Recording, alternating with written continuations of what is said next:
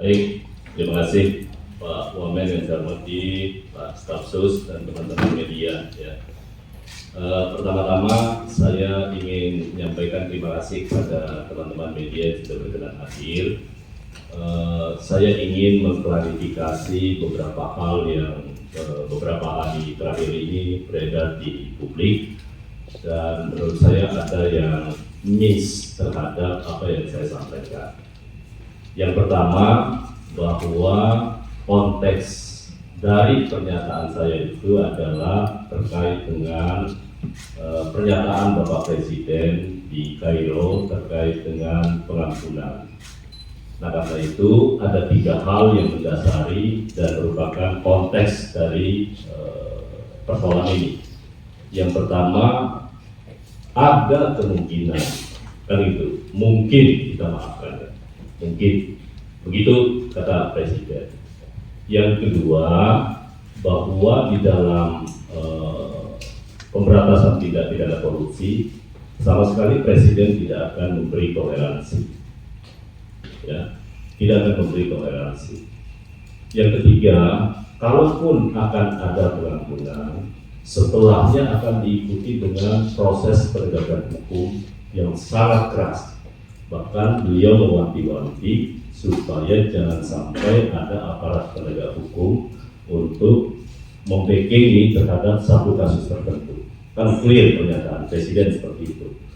Karena itu teman-teman semua, bahwa terhadap konteks itu kan kemudian akhirnya menjadi sebuah berita yang sangat viral.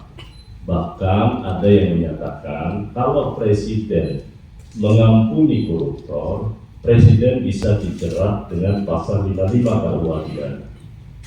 Atas dasar itulah kemudian saya sampaikan bahwa ada pihak yang menyatakan seperti itu mungkin lupa terkait dengan hak konstitusional Bapak Presiden yang diberikan oleh Undang-Undang Dasar, di mana pasal 14 daripada Undang-Undang Dasar kita memberi hak amnesti, abolisi, ataupun gerasi dan rehabilitasi kepada Bapak Presiden untuk semua jenis tindak pidana. Nah, apakah nanti ke depannya proses ini akan ditempuh? Belum ada keputusan sama sekali. Itu baru wacana yang dilontarkan. Bahwa wacana untuk memaafkan koruptor itu kan bukan perkara baru, itu sudah lama. Bahkan oleh Prof. Mahfud juga disebut, beliau pada saat menjabat sebagai Menteri Kehakiman, beliau sampaikan pernah mengusulkan itu dengan menempuh beberapa cara. Bahkan beliau menyatakan bisa mencontoh apa yang dilakukan oleh Latvia kalau tidak salah itu, dan juga Afrika Selatan. Artinya waktu itu menurut Prof. Mahfud itu tidak ada yang berani.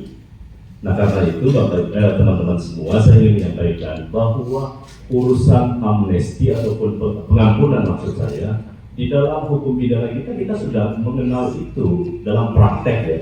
Satu, untuk tindak pidana korupsi kan sudah ada restoratif justice yang sudah diterapkan di beberapa aparat hukum tergantung jumlah kerugian negaranya.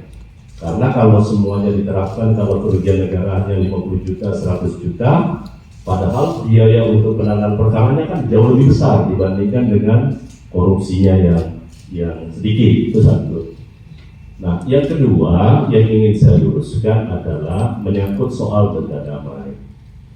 Yang saya maksudkan itu adalah mengkompar, karena undang-undang tindak pidana korupsi ataupun juga undang-undang kejaksaan khusus kepada tindak pidana ekonomi, dua-duanya itu adalah tindak pidana yang merugikan keuangan negara, merugikan perekonomian negara. Karena itu ada ruangnya yang diberikan, dan ini bukan barang baru terkait dengan proses pengampunan, karena kita sudah pernah melakukan 2 kali tax amnesty, kan negara memberi pengampunan. Kemudian di dalam Undang-Undang Cipta Kerja juga ada yang terkait namanya denda keterlanjuran untuk tindak pidana di bidang kehutanan yang itu dimungkinkan untuk dilakukan sebuah proses penyelesaian di luar pengadilan. Nah, karena itu hanya compare bahwa ada aturan yang mengatur, tetapi bukan berarti Presiden akan menempuh itu, sama sekali tidak. Karena bukan domain presiden kalau menyangkut soal denda damai tadi. Itu adalah kewenangan yang diberikan kepada Jaksa Agung, ya. Tetapi sekali lagi untuk tindak pidana korupsi itu hanya sebagai pembanding bahwa ada aturan yang mengatur soal itu. Tetapi intinya teman-teman semua, bahwa keinginan kita memperbaiki Republik ini dari praktek tindak pidana korupsi kan sudah berlangsung begitu lama sejak era reformasi. Tetapi sampai hari ini kemudian kita tidak bisa menyelesaikannya secara baik. Nah, karena itu ada semangat baru yang diinginkan oleh Bapak Presiden. Silakan kita akan bicarakan menyangkut soal mekanismenya nanti kalau toh kebijakan pengampunan itu akan diambil oleh Bapak Presiden. Tetapi sampai hari ini kita baru di Kementerian Hukum lagi menyiapkan rancangan undang-undang tentang grasi, amnesti, abolisi, dan grasi. Nanti kalau sudah selesai, kami akan sampaikan kepada kawan-kawan semua. Jadi sekali lagi terkait dengan isu denda tadi itu adalah hanya mengkonter menyangkut soal penyelesaian suatu tindak pidana di luar pengadilan. Itu aja intinya. Kita punya contoh-contoh yang lain. Saya rasa itu yang perlu ingin saya sampaikan kepada teman-teman. Sekali lagi ini kalaupun nanti ada yang salah mengerti dengan apa yang saya ucapkan, ya saya menyatakan saya mohon maaf. Tetapi sekali lagi itu hanya contoh atau komparasi terhadap penyelesaian tindak pidana yang terkait dengan merugikan perekonomian negara di bidang tindak pidana ekonomi dengan tindak pidana korupsi. Dan rasa itu ya. Terima kasih. Assalamualaikum warahmatullahi wabarakatuh.